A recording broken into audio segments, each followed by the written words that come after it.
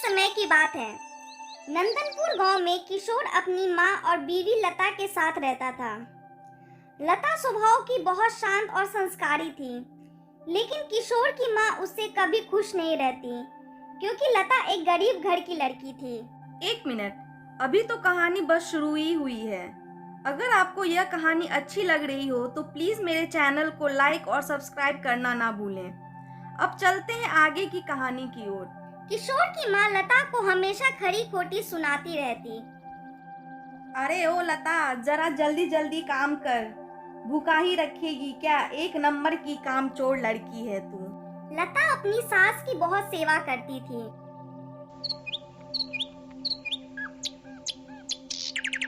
अरे किशोर, तुझे पता भी है रामदयालु जी के बेटे की शादी में कितना सामान मिला है?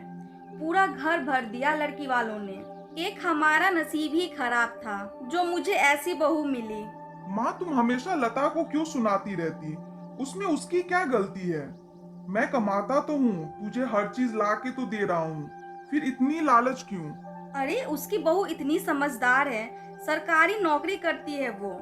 और एक ये, इससे घर का काम तो ठीक से होता ही नहीं। तू बस एक बार हाँ कर दे, मैं तेरी दूसरी शादी करवा दूंगी। इसका क्या है, पड़ी रहेगी कोने में। माँ, क्या बोल रही है तू? ऐसा नहीं होता है। ऐसा मत बोल, तुझे भी जेल होगी और मुझे भी। हाँ तो ठीक है, मैं इसकी 3 परीक्षा लूंगी। अगर ये उसमें सफल रही तभी ये हमारे साथ रह सकती है, नहीं तो अपने पिताजी से बोल के 2 लाख रुपए भिजवा दे। लता किशोर से बोलती है। अजी माँ जी, ये क्या बोल रही है? मेरे पिताजी इतने बीमार रहते हैं, वो कहाँ से 2 लाख रुपए लाएंगे? तुम परेशान मत हो लता, मैं माँ से बात करूंगा।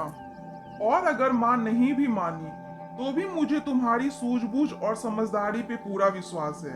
तुम माँ की सारी परीक्षा में पास होगी। हाँ जी, मैं पूरी कोशिश करूंगी कि माँ जी की दी गई सारी परीक्षा में सफल रहूं। अब तो बस मैंने सब भगवान पे छोड़ दिया है। अगले दिन किसी काम से किशोर को शहर जाना पड़ा। अरे ओ लता, कहाँ मर गई? जब देखो सोई रहती है महारानी। घर का काम कौन तुम्हारा नौकर करेगा? जा चुपचाप से सारा घर का काम कर। और हाँ, आज से तेरी परीक्षा शुरू होगी, तैयार रहना। मैं भी तो जरा देखूं तुझ में कितना दिमाग है। ये बोल के लता की सास वहाँ से चली जाती है।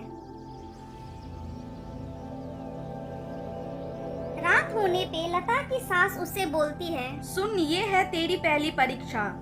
तुझे इस बड़े से बर्तनों में पानी भरना है, वो भी इस टोकरी से। और हाँ, सुबह तक इस टोकरी में भी पानी रहना चाहिए। लता टोकरी लेके सोच में पड़ जाती है।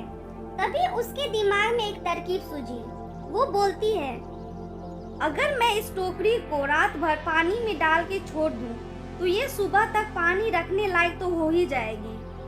फिर माँ जी के उठने से पहले इस टोकरी में पानी रख के छोड़ दूंगी। लता टोकरी को पानी में डाल के छोड़ देती है और वही बड़े बर्तनों में पाइप की मदद से पूरा पानी भर देती है। कुछ ही देर में दोनों बर्तनों में पानी भर जाता है।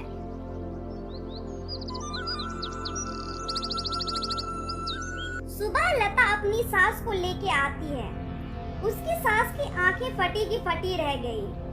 वो लता से बोलती है, हाँ हाँ ठीक है, ये इतना भी मुश्किल नहीं था।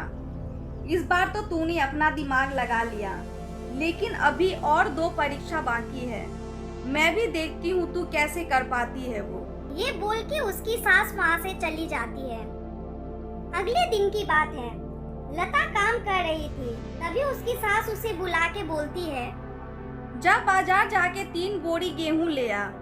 ठीक है माँ जी, मुझे पैसे दे दीजिए, मैं ले आती हूँ। वाह वाह वाह, बहुत तेज है तू। मुझे बेवकूफ समझ रखा है क्या? अरे यही तो है तेरी दूसरी परीक्षा। तुझे गेहूं बिना पैसे के ही लाना है। तू घर के अंदर नहीं जा सकती, कहीं तू पैसे छुपा के ले गई तो। और हाँ, 3 बोरी तू क्या अपने सर पे लेके आएगी? ये घोड़ा अपने साथ लेके जा। और हाँ, बाजार में इसे बेच के मत आ जाना। लता घोड़े को लेके बाजार चली जाती है।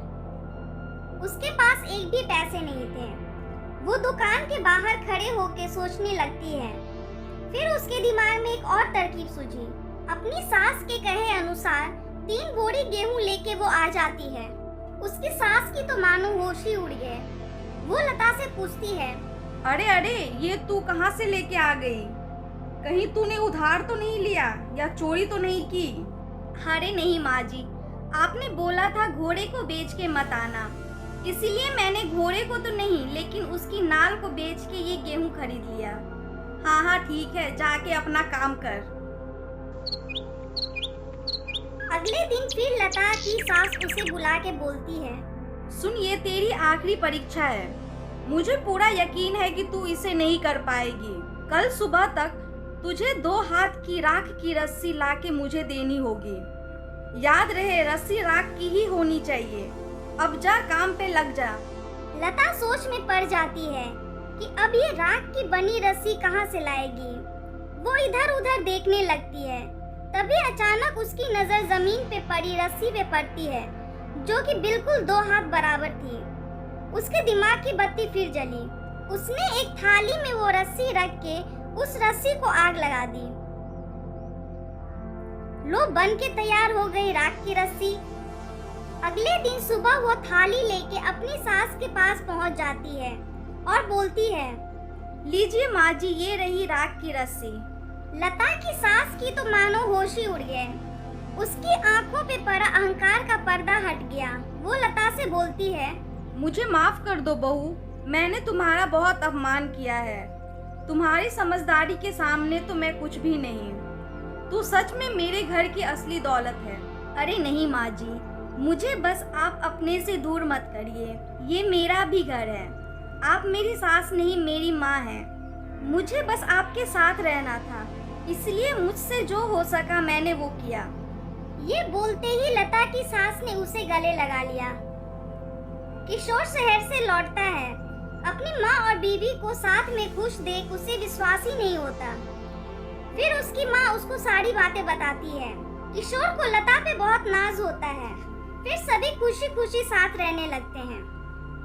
तो दोस्तों, हमें इस कहानी से यह सीख मिलती है कि इंसान की सारी दौलत ये सोना चांदी या लकड़ियों से बना सामान नहीं, बल्कि उसकी समझ, बुद्धि और उसका अच्छा स्वभाव होता है। कठिनाइयाँ जैसी भी हो, हमें कभी हार नहीं माननी चाहिए। लगे रहो, सफलता ज़रूर मिलेगी। अगर आपको यह कहानी अच्छी लगी हो तो प्लीज़ मेरे चैनल को लाइक, शेयर और सब्सक्राइब ज़रूर कीजिएगा। Thank you.